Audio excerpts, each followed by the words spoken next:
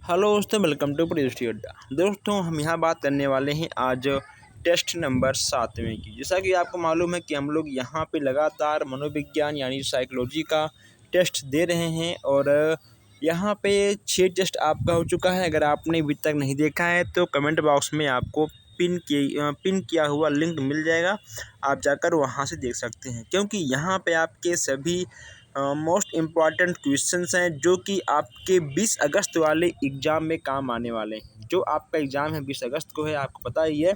अगर आप हर टेस्ट देते हैं तो कहीं ना कहीं आपका 110 प्लस नंबर ज़रूर आएगा।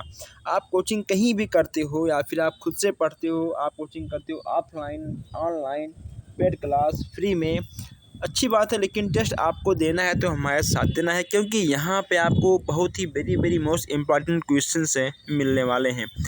तो आइए फिर चलते हैं, देखते हैं आज का पहला क्वेश्चन। और जो हमारे भाई बहन नए हैं, अभी तक चैनल को सब्सक्राइब नहीं किए हैं, सब्सक्राइब कर लें ताकि कोई भी क्लास, कोई भी टेस्ट, कोई भी अपडेट, कोई भी न्यूज़ हो आपका, आपसे मिस ना हो। चलिए फिर देखते हैं। और प्लीज़ आप लोग इस टेस्ट को अपने व्हाट्सएप ग्रुप में, फेसबुक में ज़रूर शेयर कर दीजिएगा। चलिए देखते हैं आज का पहला क्वेश्चन। पहला आपका है, कक्ष में शिक्षार्थियों को एकाग्र करने में सहायक वैश्विक कारक है। दोस्तों, इसका वैश्विक कारक क्या है कि हम दोस्तों कक्ष में बच्चों को एकाग्र कर सकते हैं। दोस्तों, इसमें आपके 3 प्रकार के वैश्विक कारक दिए गए हैं, यानी आपके हिसाब से कौन सा सही होगा आपको बताना है। दोस्तों, इसमें आपका होगा कि शिक्षार्थियों में जिज्ञासा का विकास करना। दोस्तों, जोर से बोलना, भाषण दोस्तों, वस्त्र दोस्तों, ये सब भिन्न भिन्न वस्त्र दोस्तों, ये सब आपके निगेटिव हैं। भिन्न भिन्न वस्त्र दोस्तों, जोर से बोलना, भाषण, तो ये सब आपके निगेटिव थॉट्स होते हैं। जब तक बच्चों के अंदर जिज्ञासा नहीं होगा तब तक बच्चों का कुछ भी सीखने का मन नहीं करेगा। दोस्तों, पहले का आपका तीसरा बिल्कुल सही हो जाएगा। अब यहाँ देखते हैं हम क्वेश्चन नंबर 2।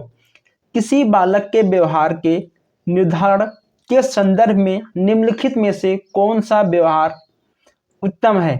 तो कौन सा व्यवहार उत्तम है?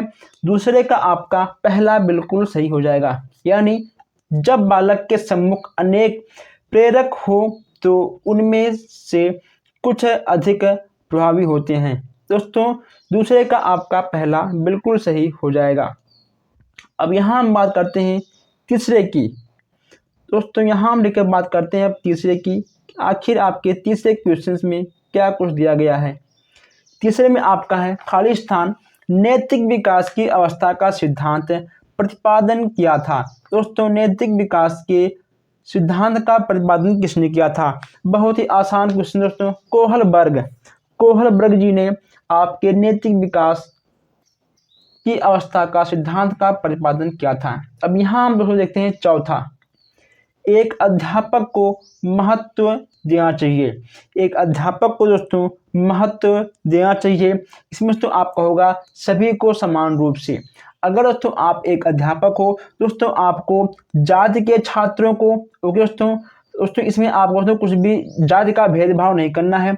आपको सभी बच्चों को समान रूप से महत्व देना चाहिए। अब यहाँ बात करते हैं 5वें की। दोस्तों एक मिनट, यहाँ पे आपको नहीं दिख रहा होगा।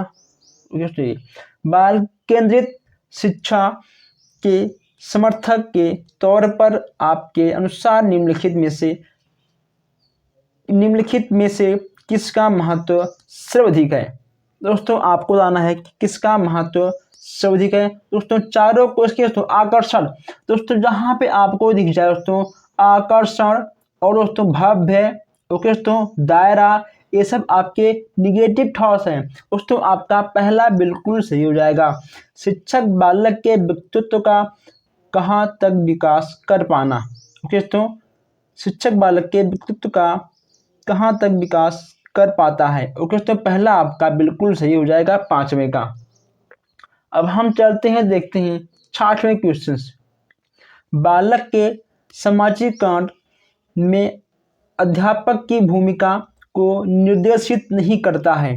दोस्तों, निर्देशित नहीं करता है, इसमें आपका हो जाएगा दूसरा, समाजीकरण की प्रक्रिया को तीव्र गति प्रदान करने के लिए शिक्षक बालक को माता पिता से दूर दूर रखता है। दोस्तों 60वें का आपका दूसरा बिल्कुल सही हो जाएगा।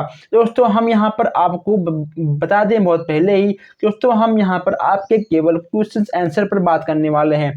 दोस्तों क्योंकि आप लोग ये सब चीज़ें पढ़ चुके हो, आपको अब देखना है कि आप कितने पानी में हो। दोस्तों आपको क्या आता है, आपको क्या नहीं आता है, आपको क्या सीखना है, तो आप क्या सीख चुके हो, यही आज आपको यहाँ पर अपने आप को तौलना है और नापना है। 7वां आपका है, मीरा का अपनी सहेलियों में वैश्विक एवं सामाजिक समायोजन सबसे श्रेष्ठ है।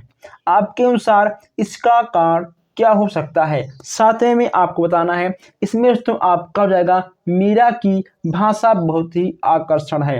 ओके दोस्तों, प्रधानाचार्य दोस्तों उसकी माँ, दोस्तों ये सब बकवास चीज़ें हैं। ओके दोस्तों, अमीर गरीब दोस्तों ये सब आपके सबसे बकवास चीज़ें दोस्तों। आकर्षण दोस्तों, अगर आप अपने आप पर सोच लीजिए कि अगर कोई आपका दोस्त है, अगर उसका भाषा बहुत ही आकर्षण है दोस्तों, तो वह आपका सबसे प्रिय दोस्त हो जाएगा। ओके दोस्तों, तो 7वें का चौथा आपका बिल्कुल सही हो जाएगा। अब बात करते हैं 8वें की। छात्र एवं छात्राओं के बीच लैंगिक प्रभावों को कम करने के लिए उपयुक्त उपाय नहीं है। दोस्तों इसमें से आपको बताना है कि दोस्तों 3 आपका है और 1 आपका इसमें से नहीं है। दोस्तों चौथा आपका बिल्कुल नहीं है। ओके दोस्तों, क्यों? 2 वर्गों में बांटकर। ओके देखिए दोस्तों, ठीक है, आपका 2 वर्गों में बांटकर। दोस्तों जो आपका गलत है वही आपका सही है। देखिए दोस्तों, समान अवसर, ओके दोस्तों, समान अधिकार, ये सब आपके सही है। चौथा आपका गलत है, यानी जो आपका गलत है वही आपका सही है। 8वें का आपका चौथा बिल्कुल सही हो जाएगा। समान दोस्तों अवसर, ये सब आपके पॉजिटिव होते हैं और ये सब क्वेश्चन आपके बिल्कुल सही माने जाते हैं। अब यहाँ हम देखते हैं 9वां क्वेश्चन। निम्न में से किसमें वंशानुक्रम को वैश्विक विभिन्नता का प्रमुख कारण माना गया है? दोस्तों इसमें से आपका होगा, ठीक है, पहला ये तो आपका मन आपका हो जाएगा। अब यहाँ हम देखते हैं नेक्स्ट क्वेश्चन से,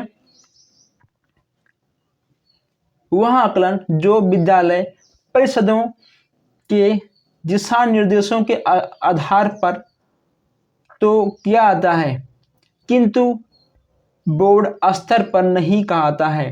दोस्तों वह आपका हो जाएगा विद्यालय आधारित आकलन। ओके दोस्तों, 10वें का आपका पहला बिल्कुल सही हो जाएगा। अब यहाँ हम बात करते हैं क्वेश्चन नंबर 11 की। निबंधात्मक प्रश्नों के द्वारा निम्नलिखित में से किस क्षमता का आकलन संभव नहीं है? 11वें में आपका दोस्तों क्या होगा? इसमें आपका हो जाएगा तीसरा, यानी शिक्षार्थियों का भाषा कौशल। 11वें में आपका तीसरा बिल्कुल सही हो जाएगा। अब यहाँ हम देखते हैं ब्रह्मा आपका है अनुसूचित जाति के बालकों की शिक्षा के प्रचार प्रसार हेतु क्या कदम उठाने चाहिए? दोस्तों दोस्तों इसमें आपका तीनों सही होगा, यानी आपका चौथा बिल्कुल सही हो जाएगा। 12वें में दोस्तों आपका उपयुक्त से भी हो जाएगा। दोस्तों यहाँ बस केवल हम क्वेश्चंस और आंसर को देखते हुए आगे बढ़ते हैं, ताकि आपका कम टाइम में आप लोग अधिक से अधिक क्वेश्चंस को टेस्ट कर पाओ। आप लोग ये सब पढ़ चुके हो, आपको देखना है कि आप कितने पानी में हो, तो आपको क्या आ रहा है। 13वां आपका है कक्षा कक्ष के दृष्टि श्रवण सामग्री के संदर्भ में निम्न में से कौन सा कथन असत्य है? 13वां में आपका हो जाएगा सेकंड, यानी इन सामग्रियों को कक्षाई शिक्षण के समान पर प्रयोग किया जा सकता है। 13वें का आपका दूसरा बिल्कुल सही हो जाएगा। अब दोस्तों यहाँ हम आगे बढ़ते हैं। यहाँ हम देखते हैं क्वेश्चन नंबर 14। निम्नलिखित में से कौन सी पिछड़े बालक की विशेषता नहीं है? दोस्तों 14वां में आपका हो जाएगा तीसरा, इसका मानसिक और मस्तिष्क और बुद्धि का विकास कम है। दोस्तों जिसका मस्तिष्क और बुद्धि का विकास कम है दोस्तों, वह पिछड़ी में ही आएगा, और यहाँ पे आपसे कहा गया है कि पिछड़ी में नहीं है। दोस्तों यानी आपका जो गलत है वही आपका सही है। 14वें का आपका तीसरा बिल्कुल सही हो जाएगा। अब यहाँ हम देखते हैं 15वां क्वेश्चन से। बालकों में सोचने की योग्यता सफल जीवन के लिए आवश्यक है, निम्न में से यह मत किसका है? यह तो मत हो जाएगा आपका क्रो और क्रो का, यानी आपका दूसरा बिल्कुल सही हो जाएगा। अब हम सब बात करते हैं 16वें क्वेश्चन का। स्खुलन है दोस्तों, आपका स्खुलन क्या है? यह ऐसी प्रक्रिया है जिसमें चेतन रूप में मूल्य ज्ञान तथा कौशलों को बच्चों में एक औपचारिक स्थिति की रूपरेखा के वर्ग अंतर्गत प्रदान करने का प्रयत्न किया जाता है। दोस्तों 16वें का आपका पहला बिल्कुल सही हो जाएगा। अब यहाँ हम देखते हैं क्वेश्चन नंबर 17। निम्नलिखित में से कौन सा उद्देश्य सतत एवं व्यापक मूल्यांकन को निर्देश नहीं करता है? दोस्तों 17 में आपका क्या होगा? यह मूल्यांकन शिक्षा प्राप्ति के बाद किया जाता है, यानी आपका 17वें का पहला बिल्कुल सही हो जाएगा। 18वें की बात करते हैं। कोई बच्चा अपनी समस्या जब स्वयं हल कर लेता है तब आप बच्चे को पुरस्कृत करेंगे। ओके दोस्तों, यानी आपका 18वें का दूसरा बिल्कुल सही दोस्तों हो जाएगा। कुछ नहीं कहेंगे दोस्तों ये आपका गलत है, मारेंगे दोस्तों ये भी आपका गलत है दोस्तों, दोबारा ऐसा ना करने के लिए कहेंगे ये भी आप गलत है दोस्तों। आपका 18वें का दूसरा बिल्कुल सही है। अब यहाँ हम देखते हैं 19वां क्वेश्चन से। 19वां आपका है, निम्नलिखित में से कौन सा सिद्धांत छात्रों के व्यवहार को वंचित स्वरूप तथा दिशा प्रदान करने में शिक्षकों की सहायता करता है?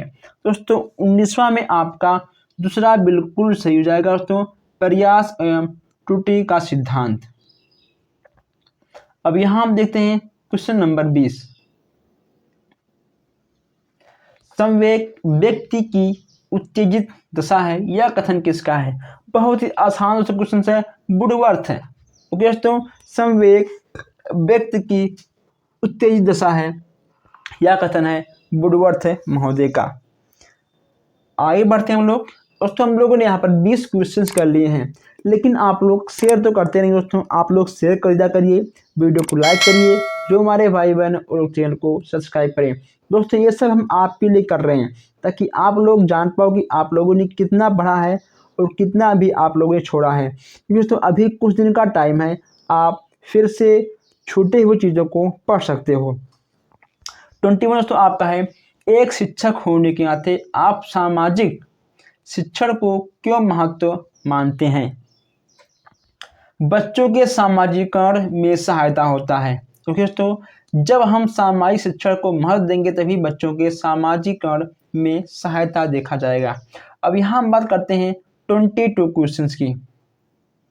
आप अपनी कक्षा के बच्चों को ईमानदारी की शिक्षा देना चाहते हैं, इसके लिए आप क्या करोगे दोस्तों? इसके लिए आप ईमानदार बच्चों को पुरस्कृत करोगे। दोस्तों इससे क्या होगा, जो बच्चे बेईमान रहेंगे, जो बच्चे चोर रहेंगे, वो भी उसमें कहीं ना कहीं अच्छा काम करेंगे कि हमको भी पुरस्कार दिया जाएगा। ओके दोस्तों, यानी 22वां का आपका तीसरा बिल्कुल सही हो जाएगा। ओके दोस्तों, चलिए अब यहाँ हम देखते हैं 23 क्वेश्चन से। मानव विकास के संबंध में पुनर्बलन सिद्धांत निम्न में से किसने प्रतिपादन किया था? दोस्तों यहाँ पे आपका फिर से एक बार सिद्धांत आ गया है। दोस्तों आपके 2 से 3 नंबर के सिद्धांत आ ही जाते हैं। दोस्तों इसमें आपका पहला बिल्कुल सही हो जाएगा। दोस्तों अगर आपके सिद्धांत कुछ छूट गए हैं तो आप लोग यहाँ से अपने सिद्धांत को लिखकर अपनी बुक में आप याद भी कर सकते हो। 24 आपका है, निम्न में से किसने सर्वप्रथम बुद्धि लब्धि शब्दों को परिभाषित किया था? इसमें तो आपका हो जाएगा चौथा, स्टर्न जी ने। 25 आपका है वाइगोस्की। दोस्तों वाइगोस्की के अनुसार खेल बालक के विकास को किस रूप से प्रभावित नहीं करता है? 25 दोस्तों 25 खेल कार्यों और वस्तुओं के विचार से जोड़ता है। दोस्तों तीसरा आपका बिल्कुल सही हो जाएगा। दोस्तों हम देखते हैं यहाँ पर 26 है, सामाजिक समायोजन का कठिन काल कहा जाता है। सामाजिक समायोजन का कठिन काल दोस्तों कहा जाता है। इसमें आपका तीसरा बिल्कुल सही हो जाएगा, यानी आपका पूर्ण किशोर अवस्था की लड़कियों एवं लड़कों दोनों के संदर्भ में। 27 की बात करें हम यहाँ पर, समावेशी शिक्षा सम्मिलित करती है। इसमें दोस्तों आपका हो जाएगा समान और अधिगम अक्षम शिक्षार्थियों को, यानी आपका इसमें पहला बिल्कुल सही हो जाएगा। अब यहाँ हम देखते हैं 28 क्वेश्चन है। 28 दोस्तों देखते हैं हम लोग यहाँ पर भाषा एवं संप्रेषण अधिगम आवश्यक, भाषा एवं संप्रेषण अधिगम शासकता को दोस्तों को डिस्ग्राफिया, दोस्तों इसमें आपका होगा अफेज्या, दोस्तों ठीक है, इसमें आपका होगा अफेज्या कहा जाता है, जो समान मस्तिष्क में किसी प्रकार की क्षति को उत्पन्न करता है। तो इसमें आपका अफेज्या हो जाएगा, यानी आपका तीसरा बिल्कुल सही हो जाएगा। दोस्तों अब यहाँ पर आ गए हैं आपके प्याजे महोदय। दोस्तों प्याजे महोदय के अनुसार निम्नलिखित में से कौन सी अवस्था के बच्चे अमूर्त है। दोस्तों अमूर्त संकल्पनाओं के विषय में तार्किक चिंतन करना प्रारंभ करता है। दोस्तों जहां पर भी आपको दिख जाए अमूर्त है, ओके दोस्तों, जो ना दिखाई दे, अमूर्त की बात करें तो दोस्तों आपको मानना है मूर्त संक्रामक अवस्था, यानी दोस्तों 7 से 11 वर्ष है। दोस्तों इनकी ये तो ठीक है 4 अवस्थाएं हैं। नेक्स्ट आपका है विशेष रूप से प्रारंभिक स्तर पर विद्यालयों की सीखने संबंधित समस्याओं को संबोधित, दोस्तों समस्याओं को संबोधित करने का सबसे बेहतर तरीका कौन सा है। दोस्तों तीसरा में आपका हो जाएगा चौथा, किसी बालक के प्रारंभिक वैश्विक विकास में सर्वाधिक महत्वपूर्ण कारक है। दोस्तों इन चारों में से आपका सबसे महत्वपूर्ण कारक कौन सा है। दोस्तों आपको बता दें कि यहाँ पर हम केवल क्वेश्चंस आंसर की बात करते हुए आगे बढ़ेंगे, क्योंकि आपको बहुत कुछ पढ़ना है अभी भी, तो इसलिए हम चाहते हैं कि आप लोग यहाँ पर हर क्वेश्चंस का आंसर जान जाओ। दोस्तों यहाँ से भी क्वेश्चंस आपके फंस सकते हैं। अब हम बात करते हैं आंसर की। इसमें आपका हो जाएगा आंसर नंबर 2, घर का वातावरण तथा माता पिता के बालक का लगाव। ओके दोस्तों, घर का वातावरण तथा माता पिता से बालक का लगाव यह प्रारंभिक वैश्विक विकास के सर्वाधिक महत्वपूर्ण कारक है। अब यहाँ हम देखते हैं दूसरा, आजकल इस बात पर अधिक जोर दिया जाता है कि छात्रों के विषय वस्तु को रटने की प्रवृत्ति को कम करने के लिए प्रश्नों का निर्माण किया जाए। दोस्तों यह बहुत सही बात है।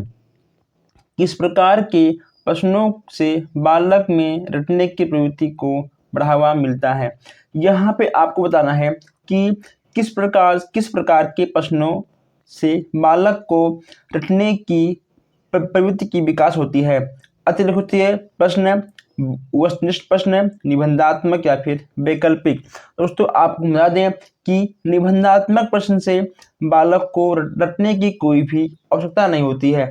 निबंध में दोस्तों क्या होता है, जैसे कि मान लो अगर आपसे कहा जाए कि आप संसार पे एक निबंध लिख कर दो, अपने गांव पे एक निबंध लिख कर दो, दोस्तों आप निबंध अपने भाषा में अपने अनुभव से लिख सकते हो। लेकिन दोस्तों बहुविकल्पीय प्रश्न, अतिलिखितीय प्रश्न, ये सब क्वेश्चन आपको याद करना होगा। इसमें आपका हो जाएगा आंसर नंबर 3 बिल्कुल सही आपका हो जाएगा। अब यहाँ हम देखते हैं क्वेश्चन नंबर 3। तीसरा आपका है निम्न में से कौन सा एक उदाहरण भाषिक बुद्धि वाले व्यक्तित्व को दर्शाता है। दोस्तों इसमें आपको बताना है, आपको चारों क्वेश्चन अच्छे से पढ़ना है ताकि आपका कोई भी डाउट ना रहे किसी भी आंसर में, किसी भी क्वेश्चन में। तीसरा दोस्तों आपका हो जाएगा चौथा, यानी शब्दों के अर्थ, क्रम तथा भाषा के विविध प्रयोग के प्रति संवेदनशीलता। हम दोस्तों चाहे तो हम चारों आंसर आपके पढ़ के तब हम आपको उत्तर बताएं, लेकिन दोस्तों उसमें आपका केवल टाइम ही खराब होगा। हम चाहते हैं कि दोस्तों आप तेजी के साथ चारों विकल्प पढ़िए और हम बस केवल यहाँ पर आपके प्रश्नों के उत्तर देते हुए आगे बढ़ेंगे, ताकि आपको कम टाइम में अधिक क्वेश्चन देखने को मिल जाए। अब यहाँ हम देखते हैं चौथा, मॉन्टेसरी प्रणाली का विकास किस प्रकार के बालकों के लिए किया गया है। मॉन्टेसरी प्रणाली का विकास किस प्रकार के बालकों के लिए किया गया है। इसमें तो आपको हो जाएगा मंदबुद्धि और सुविधाहीन बालकों के लिए, मंदबुद्धि और सुविधाहीन बालकों के लिए। अब दोस्तों यहाँ हम देखते हैं क्वेश्चन नंबर 5। पांचवा आपका है, व्याख्यान तकनीक के विषय में शिक्षाविदों का विचार है कि इसका उपयोग आधुनिक शिक्षा में न्यूनतम हो। दोस्तों आधुनिक शिक्षा मतलब कुछ नया शिक्षा, दोस्तों कुछ नया बदलाव। जैसे कि छठवां आपका है, अधिगम का कौन सा सिद्धांत यह बताता है कि सीखने हेतु कार्य को दोहराना आवश्यक है। दोस्तों अधिगम का कौन सा सिद्धांत यह बताएगा कि सीखने हेतु कार्य को दोहराना आवश्यक है। यानी इसका कहने का मतलब यह है कि जो आप सीख चुके हो उसको दोस्तों दोहराने का सिद्धांत किस में आएगा। अगर बात करें छठवें का, आपका आएगा प्रयास एवं टूटे का सिद्धांत है। अगर दोस्तों आप कोई चीज़ सीख चुके हो, अगर आप उस चीज़ को नहीं दोहराओगे तो दोस्तों कुछ चीज़ें आप उसमें से भूल जाओगे। इसलिए आपको पढ़ी हुई चीज़ों को रिवीजन करना बहुत ही आवश्यक। इसीलिए हम लोग आपसे कहते हैं कि आप लोग रिवीजन करिए, प्रैक्टिस करिए। ओके दोस्तों, इसीलिए हम यहाँ पर आज आपका प्रैक्टिस शेयर लेकर आए हुए हैं। आपको दोस्तों प्रैक्टिस करना बहुत ही आवश्यक है। अब यहाँ हम देखते हैं 7वां क्वेश्चन है, निम्न में से क्या एक संवेग नहीं है। दोस्तों हमने आपसे बताया था नेक्स्ट प्रैक्टिस सेट में कि भूख, प्यास, क्रोध, दोस्तों ये सब आपके संवेग के अंतर्गत आएंगे, लेकिन दोस्तों इसमें आपका पहला संवेग के अंतर्गत नहीं आएगा। क्रोध, भूख, भय, रोना, दोस्तों हंसना, ये सब आपके संवेग में आएंगे, लेकिन दोस्तों पलायन ये आपका संवेग के अंतर्गत नहीं आएगा। पलायन का मतलब होता है एक स्थान से दूसरे स्थान पर जाना। दोस्तों 7वें का आपका पहला बिल्कुल सही हो जाएगा। अब यहाँ हम बात करते हैं 8वें की। अगर यहाँ हम बात करें 8वें क्वेश्चन की, समस्या समाधान वह प्रतिमान है जिसके तार्किक चिंतन निहित होता है। निम्न में से किसका कथन है। देखिए दोस्तों इसमें आपको क्या बताना है, समस्या समाधान वह प्रतिमान है जिसमें तार्किक चिंतन निहित होता है, यह किसका कथन है आपको ये बताना है। तो 8वें में आपका जाएगा पहला। ओके दोस्तों, पहला आपका सबसे सही हो जाएगा, स्टेनले। अब यहाँ हम देखते हैं 9 क्वेश्चंस को। अनुकरण को उपयोगी और रोचक प्रक्रिया बनाने के लिए डैश के प्रति सचेत होना चाहिए। अगर दोस्तों बात करें 9वां की, तो अनुकरण को उपयोगी और रोचक प्रक्रिया बनाने के लिए शैक्षिक और शैक्षिक क्षेत्रों में शिक्षार्थी के अधिगम के बारे में जानकारी प्राप्त करने के लिए विविध तरीकों का प्रयोग करना के प्रति सचेत होना चाहिए। दोस्तों आपका 9वें का तीसरा बिल्कुल सही हो जाएगा। अब यहाँ देखते हैं हम 10वां आपका है, प्रतिभाशाली बालकों में किस अवस्था के लक्षण शीघ्र दृष्टिगोचर होते हैं। दोस्तों 10वां में आपका हो जाएगा बाल्यावस्था। इसमें हमें कुछ भी नहीं बताने की आवश्यकता है, इसमें आपका हो जाएगा बाल्यावस्था। अब यहाँ हम देखते हैं क्वेश्चन नंबर 11, बच्चों के सोचने की प्रक्रिया में किस आधार पर सोचने को सबसे उच्च माना गया है। बच्चे के सोचने की प्रक्रिया में किस आधार पर सोचने को सबसे उच्च माना गया है। इसमें आपका हो जाएगा तर्क के आधार पर। दोस्तों जो बच्चा तर्क के आधार पर सोचता है वह दोस्तों सोचने का सबसे उच्च प्रक्रिया होता है। दोस्तों आपको बता दें यहाँ हम लोगों ने 11 क्वेश्चन देख लिया है, लेकिन अभी हमारे कुछ भाई बहन ऐसे हैं जो बिना सब्सक्राइब किए ही वीडियो को देखते हैं, फिर ले आते हैं। अरे आप लोग सब्सक्राइब कर लीजिए ताकि हर क्लास आप तक सबसे पहले पहुंचे। वीडियो को लाइक करिए, प्लस आप लोग अपने व्हाट्सएप पर, अपने फेसबुक पर, अपने दोस्तों के पास आप लोग जरूर शेयर करिए। अब यहाँ पर आपका है 12वां क्वेश्चन है। 12वां क्वेश्चन की बात करते हैं। किसी बालक की मानसिक प्रक्रियाओं एवं व्यवहारों के अध्ययन के लिए बाल मनोविज्ञान विधि है। दोस्तों बाल मनोविज्ञान विधि है। दोस्तों हमने आपसे कहा था कि अगर आपको उपयुक्त सभी या फिर ये सभी दिख जाए दोस्तों 99.9% आपका वही क्वेश्चन सही जाएगा। दोस्तों तो इसमें आपका उपयुक्त सभी बिल्कुल सही हो जाएगा। ओके दोस्तों, आपका चौथा बिल्कुल सही हो जाएगा। अब यहाँ हम बात करते हैं 13वें क्वेश्चन की। प्रगतिशील शिक्षा के अंतर्गत निम्नलिखित में से किस बात का ध्यान रखा जाता है। 13वें की बात करें दोस्तों, बहुत ही अच्छा क्वेश्चन है। इसमें शिक्षण विधि को अधिक व्यवहारिक करने पर जोर दिया जाता है। दोस्तों यहाँ आपके दिमाग में एक क्वेश्चन उठ रहा होगा, आखिर ये आपका व्यवहारिक क्या है। दोस्तों व्यवहारिक क्या है, देखिए दोस्तों व्यवहारिक क्या होता है कि समाज से जोड़कर बच्चों को शिक्षा दिया जाए, वही आपका व्यवहारिक होता है। ओके दोस्तों, अपने तरीकों से शिक्षा दिया जाए वही आपका व्यवहारिक होता है। अब यहाँ हम बात करते हैं नेक्स्ट क्वेश्चन की। 14वां आपका है, आप पिछले कई वर्षों से शिक्षण कार्य कर रहे हैं। आपने अपने अनुभवों के आधार पर पाया है कि बहुआयामी छात्र निपुण होते हैं। दोस्तों बहुआयामी छात्र निपुण होते हैं दोस्तों केवल खेल कूद में, सही दोस्तों केवल खेल कूद में या केवल शिक्षण में। हमने दोस्तों आपसे कहा था कि जहां आपको दिख जाए केवल, वहां आपका क्वेश्चन दोस्तों गलत हो जाएगा। जब आपके दोनों क्वेश्चन गलत हैं तो सभी भी आपका गलत हो जाएगा। केवल आपका सही होगा कई प्रकार के कौशलों में। 14वें का आपका तीसरा बिल्कुल सही हो जाएगा। केवल जहां आपको दोस्तों केवल, परंतु, जोर देना, ओके दोस्तों ये सब आपके क्वेश्चन से गलत होते हैं। अब यहाँ हम बात करते हैं क्वेश्चन नंबर 14 की। दोस्तों यहाँ हम बात करते हैं क्वेश्चन नंबर 15 की। चलिए दोस्तों 15वां आपका है, बच्चे दुनिया के बारे में अपनी समझ का सृजन करते हैं, निम्न में से किसका कथन है। बच्चे दुनिया के बारे में सृजन करते हैं, यह कथन किसका है ये आपको बताना है। ये हो जाएंगे आपके पियाजे महोदय। पियाजे महोदय आपके हो जाएंगे। 16वां क्वेश्चन की बात करें तो निचली कक्षाओं में शिक्षण की खेल पद्धति आवश्यक है। आवश्यक दोस्तों इसमें आपका क्या होगा, इसमें आपको जाएगा बच्चों के सामाजिक कर्ण में, बच्चों के सामाजिक कर्ण में, यानी आपका 16वें का पहला बिल्कुल सही हो जाएगा। अब यहाँ हम बात करते हैं 17वें क्वेश्चन की। 17वां आपका हो जाएगा, विकास कभी ना रुकने वाली एक प्रक्रिया है। विकास कभी ना रुकने वाली एक प्रक्रिया है, तथ्य संबंधित है।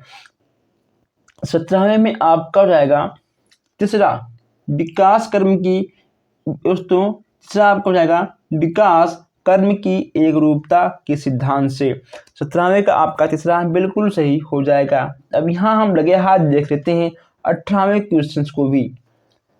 समस्या के अचानक समाधान की वकालत करने वाले सिद्धांत का नाम। दोस्तों यहाँ आपको बताना है कि समस्या के अचानक समाधान की वकालत करने वाले सिद्धांत का नाम क्या है। 18वें की बात करें, इसमें आपका हो जाएगा सूक्ष्म का सिद्धांत है। दोस्तों जितने आपके सिद्धांत हैं आपको पढ़ के जाना होगा दोस्तों, अधिक नहीं, बस केवल दोस्तों 15-20 सिद्धांत हैं कुल मिलाकर, तो आपको 15-20 सिद्धांत याद करना होगा। 19वें क्वेश्चन की बात करें, अनुसूचित जाति की छात्रों के समक्ष आने वाली शिक्षण संबंधी समस्या हैं। जो दोस्तों अनुसूचित जाति के छात्रों हैं, लड़कियां हैं दोस्तों, उनके समक्ष कौन सी समस्या आती है। अगर दोस्तों बात करें समस्या की तो माता पिता की आर्थिक समस्याएं, ये भी देखने को मिलता है। छात्रों की सामाजिक अभिवृद्धि, दोस्तों ये तो जरूर देखने को मिलता है। उच्च जाति के शिक्षकों का छात्रों के प्रति उदासीन व्यवहार, तो यानी आपका उपयुक्त सभी सही हो जाएगा। आपका 19वां में चौथा बिल्कुल सही हो जाएगा। अब यहाँ हम बात करते हैं क्वेश्चन नंबर 20 की। दोस्तों यहाँ पे आपका 20वां क्वेश्चन है, आप अपनी कक्षा के बच्चों के भाव और विचारों का मूल्यांकन करना चाहते हैं तो आपके लिए सर्वोत्तम साधन क्या है। आप अपने कक्षा के बच्चों के भाव और विचारों का मूल्यांकन करना चाहते हैं तो आपका इन चारों में सबसे सर्वोत्तम साधन क्या होगा। 20वां की बात करें तो इसमें आपका जाएगा बच्चों के भाषा विकास की जानकारी प्राप्त करना। ओके दोस्तों, देखिए दोस्तों, जानकारी प्राप्त करना, ये तुलना करना आपका गलत हो जाएगा। जांच करना और जांच करना, जहाँ पे आपको लिख जाए तुलना करना, जांच करना, ओके दोस्तों, ऊंच नीच की भावनाएं, ये सब आपकी गलत होंगी। जानकारी प्राप्त करना दोस्तों आपका 20वां का दूसरा बिल्कुल सही हो जाएगा। अब यहाँ हम बात करते हैं 21 क्वेश्चन की। मनुष्य जो कुछ बनता है उस पर वातावरण का प्रभाव पड़ता है, यह कथन किसका है। दोस्तों बहुत अच्छी बात है, मनुष्य वातावरण के हिसाब से ही ढल जाता है। जैसे कि दोस्तों अगर आपके आसपास कोई मतलब फौज का वातावरण है तो आपका मन करेगा कि हाँ हम फौज में जाएंगे। दोस्तों इसी प्रकार आपके वातावरण का प्रभाव आपके लक्ष्य पर भी पड़ जाता है। 21वां की बात करें तो 21वां में आपका तीसरा बिल्कुल सही हो जाएगा। अब यहाँ हम देखते हैं नेक्स्ट क्वेश्चन है।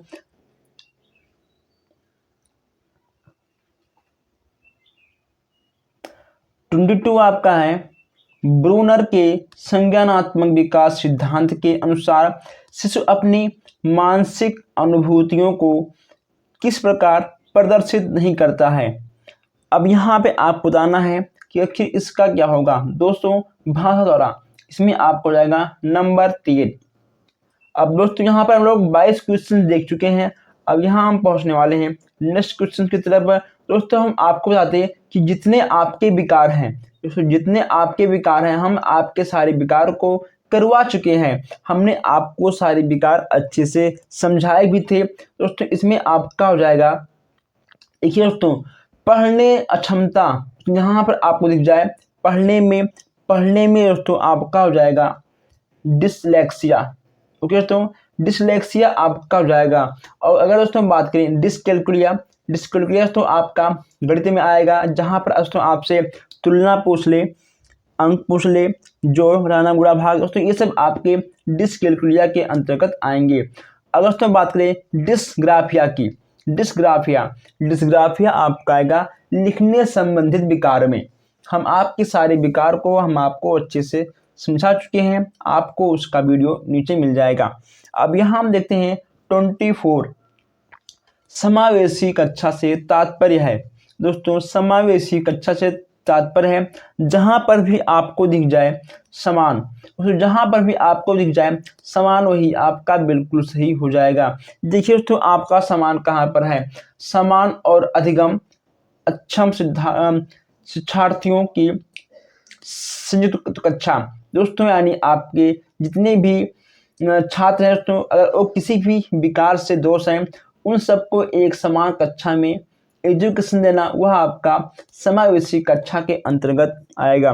जिस कक्षा में सभी बच्चों को समान रूप से शिक्षा दिया जाए, वह आपका समावेशी कक्षा कहलाएगा।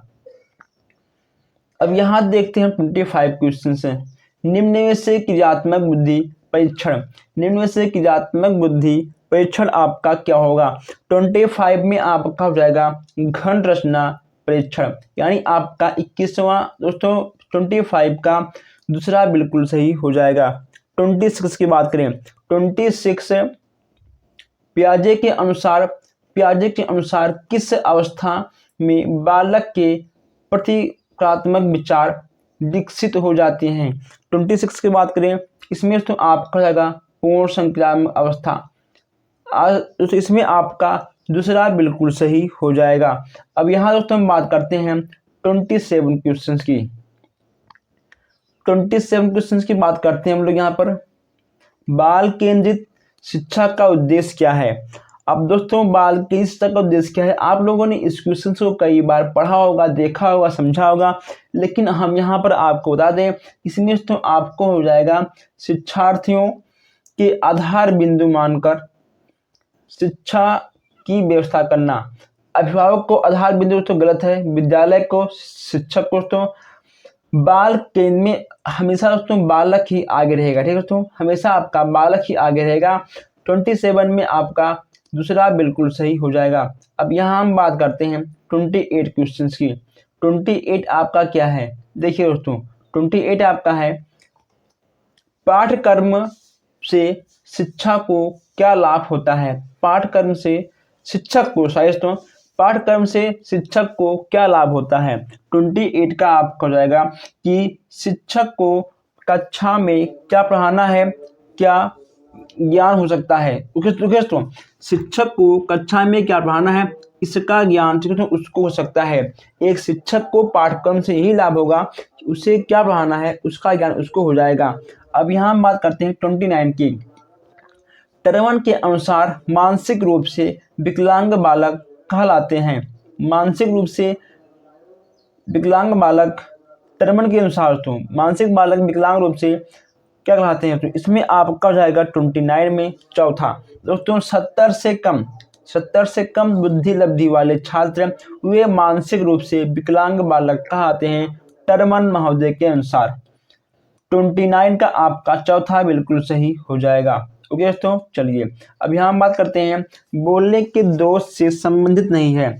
इसमें से आपका कौन सा ऐसा है कि जो बोलने के दोष से संबंधित आपका नहीं है। तेज बोलने वाले दोस्तों चौथा आपका कोई दोष नहीं है। अगर आप तेज बोलते हो दोस्तों कोई बात नहीं है।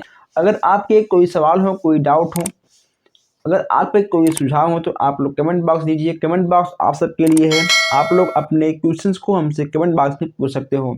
हम मिलते हैं फिर नेक्स्ट क्लास में। Thank you.